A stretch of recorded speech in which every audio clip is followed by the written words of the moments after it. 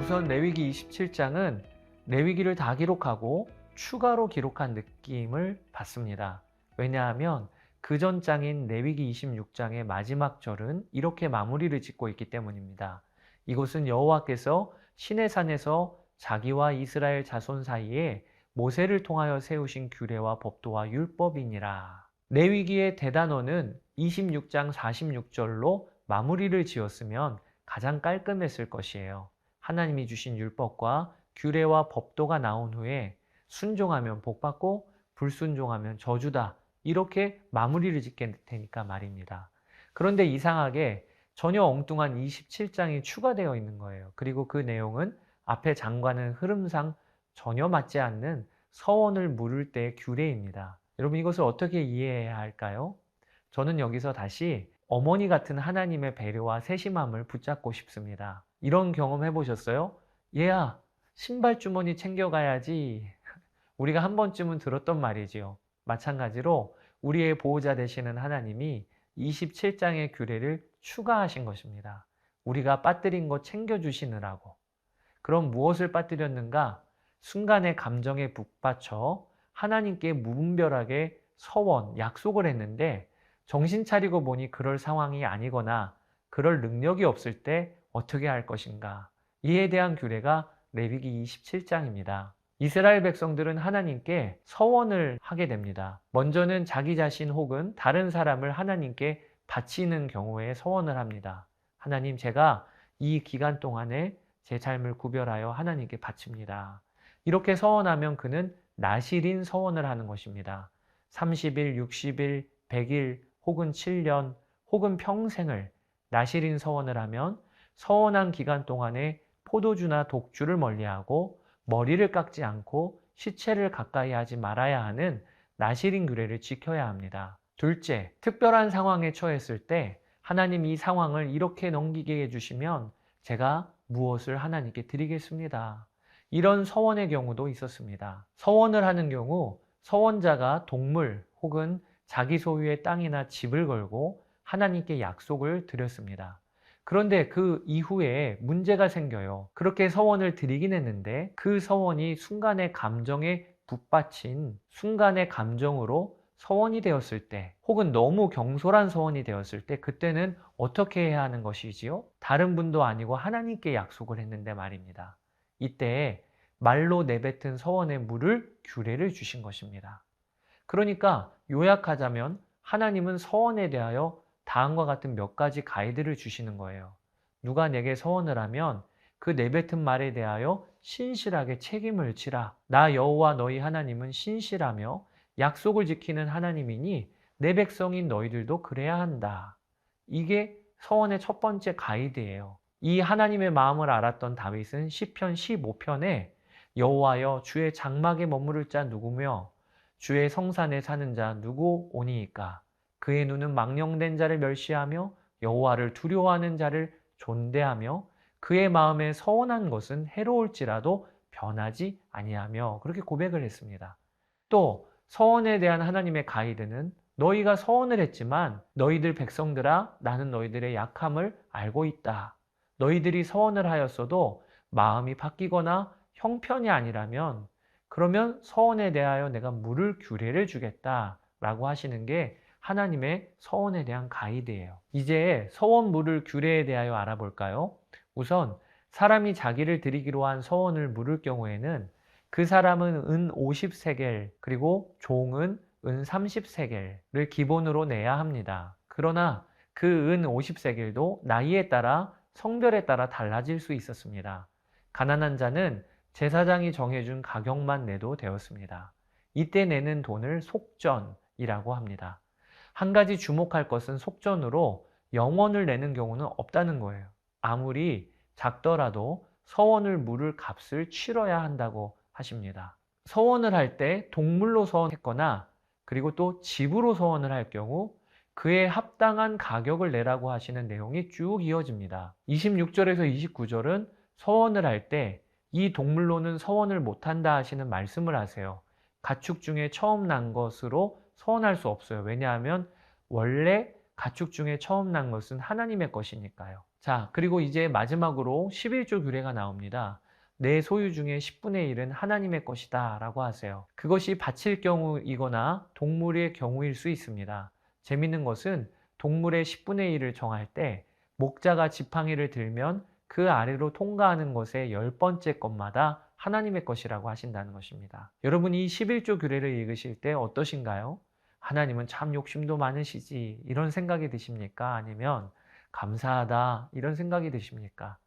어떤 한 형제가 예배 때 이런 간증을 하더라고요. 11조를 내면서 그 봉투 위에 아빠의 것이라고 썼다고요. 여러분, 11조는 아빠 것이다. 이것이 정확한 믿음의 고백이죠. 그러면 여러분, 여기서 한 가지를 물어보고 싶습니다. 내가 올려드린 11조가 아빠 것이 되면 그러면 내 것에서 빼앗기는 것입니까? 아니면 여전히 내 것입니까? 여기 중요한 메시지가 우리에게 있다고 여겨져요. 우리의 재정이 하나님 아버지 것이 되면 그것이 우리에겐 정말 좋은 일이 되는 것입니다. 좋으신 우리 아버지는 내가 드린 10분의 1의 재정으로만 나를 먹이시고 입히시는 분이 아니고 그분의 모든 풍성함으로 나를 먹이시고 입히시는 분이세요. 그러면서도 내가 드리는 10분의 1의 믿음 고백을 받으시고는 기뻐하십니다. 이 하나님의 마음을 알면 10분의 1을 올려드리는 일이 아깝다거나 아쉬울 일이 아니게 되는 것이죠. 자, 여기까지 레위기 설명을 여러분과 나누었습니다. 한 장 한 장 읽어보시며 여기까지 오셨는데요. 여러분, 성경 한 장 읽으시며 어떠셨나요? 성경을 가까이 하고 그리고 하나님의 말씀에 순종하는 여러분들의 삶이 계속하여 이어지시게 되기를 주의 이름으로 축복합니다. 감사합니다. 제27장.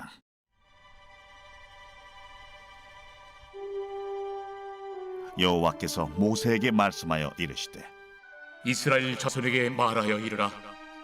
만일 어떤 사람이 사람의 값을 여호와께 드리기로 분명히 서원하였으면 너는 그 값을 정할지니 내가 정한 값은 20살로부터 60살까지는 남자면 성소의 세겔로 은 50세겔로 하고 여자면 그 값을 30세겔로 하며 5살로부터 20살까지는 남자면 그 값을 20세겔로 하고 여자면 10세겔로 하며 1개월로부터 5살까지는 남자면 그 값을 은 5세겔로 하고 여자면 그 값을 은 3세겔로 하며 60살 이상은 남자면 그 값을 15세겔로 하고 여자는 10세겔로 하라. 그러나 서원자가 가난하여 내가 정한 값을 감당하지 못하겠으면 그를 제사장 앞으로 데리고 갈 것이요 제사장은 그 값을 정하되 그 서원자의 형편대로 값을 정할지니라. 사람이 서원하는 예물로 여호와께 드리는 것이 가축이면 여호와께 드릴 때는 다 거룩하니 그것을 변경하여 우열간 바꾸지 못할 것이요 혹 가축으로 가축을 바꾸면 둘 다 거룩할 것이며 부정하여 여호와께 예물로 드리지 못할 가축이면 그 가축을 제사장 앞으로 끌어갈 것이요 제사장은 우열간의 값을 정할지니 그 값이 제사장의 정한 대로 될 것이며 만일 그가 그것을 물으려면 내가 정한 값에 그 5분의 1을 더할지니라. 만일 어떤 사람이 자기 집을 성별하여 여호와께 드리려 하면 제사장이 그 우열간의 값을 정할지니 그 값은 제사장이 정한 대로 될 것이며 만일 그 사람이 자기 집을 물으려면 내가 값을 정한 돈에 그 5분의 1을 더할지니 그리하면 자기 소유가 되리라. 만일 어떤 사람이 자기 기업된 밭 얼마를 성별하여 여호와께 드리려 하면 마지기 수대로 내가 값을 정하되 보리 한 호멜지기에는 은 50세겔로 계산할지며 만일 그가 그 밭을 신년부터 성별하여 드렸으면 그 값을 네가 정한 대로 할 것이요 만일 그 밭을 신년 후에 성별하여 드렸으면 제사장이 다음 신년까지 남은 연수를 따라 그 값을 계산하고 정한 값에서 그 값에 상당하게 감할 것이며 만일 밭을 성별하여 드린 자가 그것을 물으려면 내가 값을 정한 돈에 그 5분의 1을 더할지니 그리하면 그것이 자기 소유가 될 것이요 만일 그가 그 밭을 무르지 아니하려거나 타인에게 팔았으면 다시는 무르지 못하고 신년이 되어서 그 밭이 돌아오게 될 때에는 여호와께 바친 성물이 되어 영령이 드린 땅과 같이 제사장의 기업이 될 것이며 만일 사람에게 샀고 자기 기업이 아닌 밭을 여호와께 성별하여 드렸으면 너는 값을 정하고 제사장은 그를 위하여 희년까지 계산하고 그는 내가 값을 정한 돈을 그날에 여호와께 드려 성물로 삼을지며 그가 판 밭은 희년에 그 판 사람 곧 그 땅의 원주인에게로 되돌아갈지니라. 또 내가 정한 모든 값은 성소의 세겔로 하되 20게라를 한 세겔로 할지니라. 오직 가축 중에 처음 난 것은 여호와께 드릴 첫 것이라. 소나 양은 여호와의 것이니 누구든지 그것으로는 성별하여 드리지 못할 것이며 만일 부정한 짐승이면 내가 정한 값에 그 5분의 1을 더하여 물을 것이요 만일 무르지 아니하려면 내가 정한 값대로 팔지니라. 어떤 사람이 자기 소유 중에서 오직 여호와께 온전히 바친 모든 것은 사람이든지 가축이든지 기업에 바치든지 팔지도 못하고 무르지도 못하나니 바친 것은 다 여호와께 지극히 거룩함이며 온전히 바쳐진 그 사람은 다시 무르지 못하나니 반드시 죽일지니라. 그리고 그 땅의 10분의 1 곧 그 땅의 곡식이나 나무의 열매는 그 10분의 1은 여호와의 것이니 여호와의 성물이라.